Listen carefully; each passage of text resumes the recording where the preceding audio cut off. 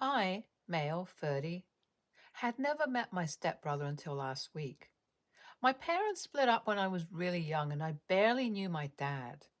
He sent alimony and, well, that was about it. It's not like I never had an interaction with him or don't have any fond memories of trips and stuff, but the fact of the matter was that I wasn't really much of a priority for him. He got remarried when I was 10, and my stepbrother Justin, male, 18, was born shortly after. After my dad's wedding, he moved abroad in order to live with his wife in her home country, UK, and that cut our relationship down even more. I didn't want to keep putting in the effort to be recognized by my dad, even at that young age, and he slowly stopped becoming an important part of my journey growing up. My mom, however, did everything for me, and she taught me how to be a kind and loving person.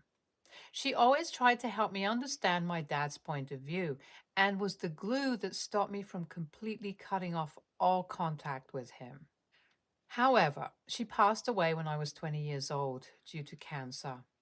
Her loss still affects me to this day, and without her around, I felt like I had been untethered by the one person who loved me unconditionally. With that glue gone, I felt like I would basically lose all touch with my dad, too. But to my surprise, he not only came for Mom's funeral, but stayed at my place for a few weeks, helping me feel better and grieve. He told me stories about what Mom was like as a college student, the things she did, and her odd mannerisms, which he still remembers. Those couple of weeks were probably the closest emotionally I had ever been to him in my life. It made me come to terms with the fact that I still had a parental figure in my life, and when he went back to the UK, we kept in touch. Sometimes I would have video calls with him and briefly speak with his wife or Justin, but the bond was more of politeness than anything else. I understood that they were a different part of my dad's life, and neither me nor his family were that interested in blending together. Besides, it's tough to form much of a bond when you live all the way across the ocean. My dad made frequent trips to the US for work, and I got to catch up with him then. During one of those meetups, there was a really cathartic moment between us where he apologized for not prioritizing me during my childhood and even told me that he had left me a significant chunk of money in his will. I remember him saying, "I know this can't make up for anything in the past, son. I just hope it'll keep your future steady." It was a heart to heart that stuck with me, and I forgave him for his crappy parenting as I was growing up. Not entirely. I don't even think it's possible to forgive someone entirely for that, but I wanted to remove the roadblock towards a growing bond I had with him. Things changed after that moment. It began to feel like I had a family again. My dad and his family, barring Justin because he had his A-level exams, came to my wedding to Clara, female 32, when I was 28, and I even visited the UK as a part of my honeymoon tour. My dad's wife was a lovely woman, albeit a bit distant from real life when it comes to money matters. I mean, dad is wealthy, and she's from a family that's so posh that they're walking British stereotypes, like straight out of Downton Abbey. So while we got along, there was definitely a cultural gap between us. I was no longer as isolated as I thought I would be. Things seemed to turn out even better because Dad was planning to settle in the US after retiring, which was only a few years away. He also wanted Justin to go to his alma mater, so there was a chance that I would finally meet my stepbrother. As luck would have it, I had settled quite close to Dad's college, and having gone there myself, I thought it would be a good idea to invite Justin to live with me and Clara to get used to American life. Dad was ecstatic at the idea, and in a few short weeks, Justin was at my doorstep. However, from the moment we met, there was tension between us. Justin had grown up with two rich parents while I had grown up with one. He was spoiled, and his whole way of living was completely alien to me. In the one day we met, he wasted food at a restaurant, made fun of a waitress for wanting a bloody tip, and spent thousands of dollars at the airport mall. I'm not kidding. Thousands of dollars. He was upset that our house didn't have an outdoor pool and basically demeaned me and Clara for living like this. I kept it in when I was in front of him, but I was seething inside. As soon as I got the chance, I phoned my dad and told him that this wasn't going to work out. To my surprise, he didn't want to hear it at all. I don't know where this was coming from, but he felt resentful that I wasn't giving Justin a chance. He said, "Come on, you've known him for one day. He's a good kid, I swear. Please, just give him a chance." I mean, I understand his point of view, but at the same time, you can just tell that someone is going to be an entitled jerk from the moment you meet them. Again, all of these thoughts were just that, thoughts. I was a lot more diplomatic about explaining why I didn't want Justin around, but it failed. The conversation got a bit messy, and my dad said, "If you two can't be brothers, I'd have to give my wealth to the person I've been able to raise. You get that, right? You two need to get along because I want to have a family with no infighting. Otherwise, we can just have the kind of relationship we had before, OP. You need to commit, not just to me, but to my wife and kid too." That was a low blow, IMO. But I decided that maybe it would be best to try and keep Justin around for a few more weeks. After that, Dad would also be in the US, and my idiotic stepbrother would be off my hands. Simple enough, right? Wrong. So wrong. The next day, while Clara and I went off to work, Justin was asleep in the guest bedroom. I asked him what his plans were and whether he needed any help with his admission process, but he just said he had jet lag and that he'd just relax all day. When I got home in the evening, the house was a mess. There was a huge party going on at my house because apparently he went out in the afternoon and made friends with some girls he wanted to impress. After buying half of Tiffany's for them, he let them and all their friends have a party at my house. As I was kicking everyone out, Clara came out of the house visibly agitated and told me that some drunk guy had made a pass at her. Not only was my house ruined, but my wife felt unsafe in her own home because of Justin's stupidity. I saw red and told him that he was never allowed back in my house. When he asked, "Come on, where am I supposed to go?" I replied that he best book a damn hotel room. That's when I found out that he had drained the money Dad had given him to get settled into the US. All of it was gone in literally a few days. I couldn't care less. I told him to figure it out. The next morning, Dad called me and said that he was really disappointed that I let a kid rough it out like that. Apparently, the idiot called his dad and then spent the night at a gas station. I know that he was super entitled, and I'm definitely not going to apologize for going off on him, but was I TA for kicking someone out into a country they're not familiar with? Update 1. So, Dad landed in the US. He booked an early flight and sent Justin some more money so that he could check into a hotel. I wasn't going to budge on letting my stepbrother back into my home, but I did invite my father to my house so we could talk things over. If he was going to be just as stubborn about forcing a bond with Justin, though, I was going to tell him that I could care less about his inheritance. We'll see how things go, though. Update 2. Speaking to Dad was quite a roller coaster ride. First off, it wasn't just him who came, it was his wife too. And, to my dismay, Justin as well. I couldn't do much about it, and all of us awkwardly sat in the living room. Then, to my surprise, Justin got up and blurted out an apology for his behavior. It was rehearsed, and it sounded like a snotty toddler being forced to apologize by his parents, which isn't too far off from reality. My dad then said that he also didn't understand the full extent of Justin's behavior. And after he learned about how he had drained all of his savings by looking through his transaction history, he had a stern talk with Justin.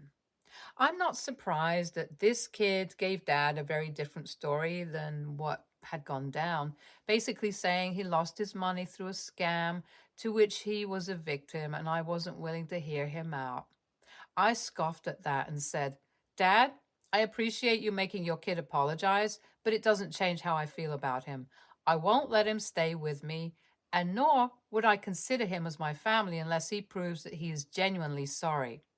I do respect you and your wife, but I need time before I can really even think about calling Justin a brother of mine. That changed the tone from apologetic to icy once again, and they left without promising to meet up or fix things. The inheritance wasn't ever brought up again, and I guess that means that Dad still sticks by what he said. Clara thinks that it would be better for me to just pretend to mend bridges with my stepbrother so that my dad feels more secure about his family and I don't lose the relationship that I built with him over the years. But I just can't bring myself to do that. Update 3. So it's been a month since my dad has moved to the US. In that time, we haven't really spoken to each other, and I think Justin has finally moved into a dorm.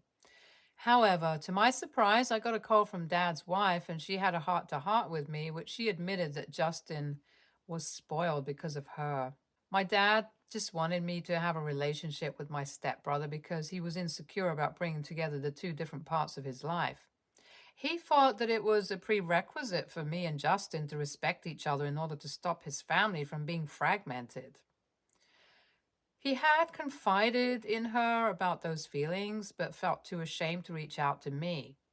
I thanked her for letting me know, and I did tell her that I'd reach out to Dad when I felt ready. Update 4. I spoke to Dad on call, and it was clear that he missed me, and vice versa. He fully admitted to being an a-hole and blinding himself to Justin's terrible behavior, while also forcing me to live with it. He apologized for threatening me about the inheritance and said that I would receive what I deserved regardless. I thanked him and reassured him about our relationship and how it isn't compulsory for me to get along with Justin in order to respect his new family. Things seem much better between us now. NTA, your dad is protecting his son from the consequences of his actions. Simple. NTA, your stepbro sounds like a jerk. I would have kicked him out too, no matter if he's from UK or not. Idiots exist everywhere, and you're within your limits to kick him out. Next story. I'm 24, female. My sister's 21, female. Our mom died when we were young. Parents were divorced by then. Dad remarried a few years ago, and we now have a 4-year-old brother and a 2-year-old sister. We all were living at home. My sister didn't like our stepmom from the start, so things were always kind of tense at home. And she did not handle having more siblings well. She was always the baby and spoiled and entitled. And when the Lils came along, she started rebelling and basically made life hell for everyone in the house. She was coming home drunk constantly at all hours. She would be aggressive and belligerent, especially towards my stepmom. She basically resents the Lils and literally refuses to interact with them, flat out ignores them, tells them to get away from her and calls them names, refuses to help in any way. My dad and stepmom kicked her out a few months back when they found drugs in her purse by the door where the little ones could have gotten into it. Since then, she's been living with the boyfriend of the month, also a real peach. They enjoy the same kinds of dysfunction and habits. So she recently decided that she wants to start coming to family dinners a few times a week and has been telling everyone how good she is doing, being nice to the kids, helping clean up, etc. The other night, after a few glasses of wine, mind you, she takes me aside and lets me know she is cleaning up her act and wants me to help her convince dad and stepmom to let her move back in because she's pregnant. She says she's going to need help raising the baby and it would make things so much easier because they already have all the baby stuff and the house is basically already set up for a baby. She was telling me how excited she was and asked my thoughts, and I was honest with her.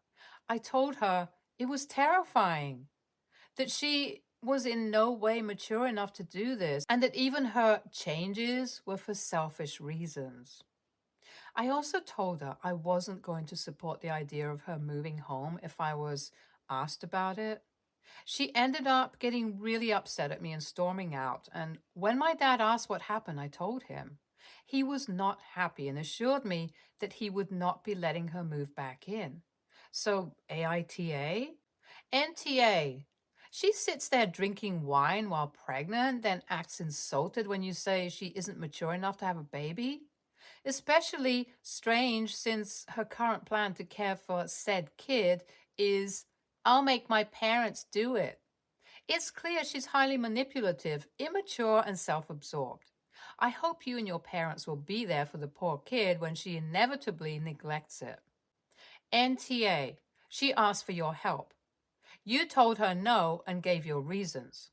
Ultimately, the decision to move back home is between her, your dad, and your stepmother. If your parents are done having babies, they might be happy to pass along all their gear, as their youngest will be 3 by the time your sister's baby is born. She's not asking to come home for the gear. She wants to come home so that someone else will be responsible for her child. If she continues down this path, you and your folks will be getting a drug-addled infant in 6 to 8 months, as the child will likely be removed from her care. But she still shouldn't be allowed to move back home. Also, this would be the time for your folks to talk to her about getting herself healthy and adopting out the baby. Next story. I, 19 years old, female, have always been very close to my dad's side of the family's grandparents. My grandparents and my dad and I have traveled across the country together, and my dad and I have visited at least once a week while growing up. My dad has an older brother and sister, each with their own sets of children. I am my dad's only child. In December 2022, my grandmother passed away from a very aggressive form of cancer.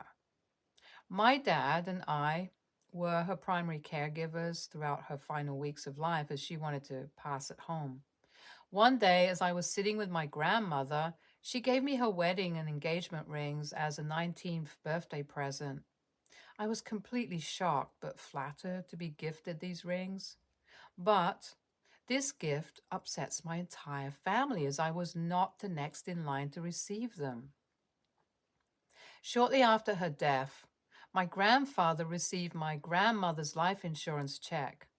While eating dinner with my grandfather, he told me he had decided to use my grandmother's life insurance check to pay for my tuition and housing at college, because that is what my grandmother would have wanted. My aunt, dad's sister, is helping my grandfather manage all of his finances now that my grandmother has passed. When my grandfather told my aunt about his plans for the money, she was furious. My aunt's daughter was next in line to receive the rings I was gifted. My aunt and her children rarely came around when my grandparents were healthy, as they lived 2 hours away. I was always at my grandparents' house growing up. I feel like if I was gifted the rings and my grandfather willingly decided to pay for my tuition, I have no reason to feel like the a-hole, but I do. My entire extended family is upset with me. AITA? Should I give the rings to the next in line granddaughter? Selfishly, I want to keep the rings as my grandmother wanted me to have them, but I also don't want to lose my family over them. Edited to add. I guess I used the words next in line out of context. My aunt's daughter, my cousin, is the oldest granddaughter and was supposed to inherit the rings. My grandmother was completely coherent when she gave me the rings and asked me to take them off of her fingers, and then she slipped them onto mine. It is one of my favorite memories of my grandmother now. I have decided to keep the rings and accept the life insurance tuition money. Thank you everyone for your kind words, and I hope this edit clears up any questions. OP, stop. NTA. 1. There is no such thing as next in line unless the owner of said item creates a list. Your cousin is simply the oldest. These are two different things. Get them straight in your head. 2. What people want to do with their possessions is 100% their business. Your grandfather has chosen to gift you tuition. That's their decision to make and their gifts to you. 3. It's unfortunate others in the family are upset. That's their problem. The only response to people like that is, it's unfortunate you feel this way. Do not say things like, I'm sorry, or I'll think about it, or I'll share. If your grandparents wanted to share anything, they would have divided the inheritance themselves. 4. Do not disrespect your grandparents' wishes. These are generous gifts. It's their decision and enjoy. I'm sorry for your loss. Grandparents can sometimes be the most impactful relationship. Glad you had a good one with yours. NTA. The rings are a gift of love, not a birthright. Your grandmother wants you to have it as you have thought of her often during her life and were there for her. Remember, it was her ring. It was her decision. Next story. I'm 24, male.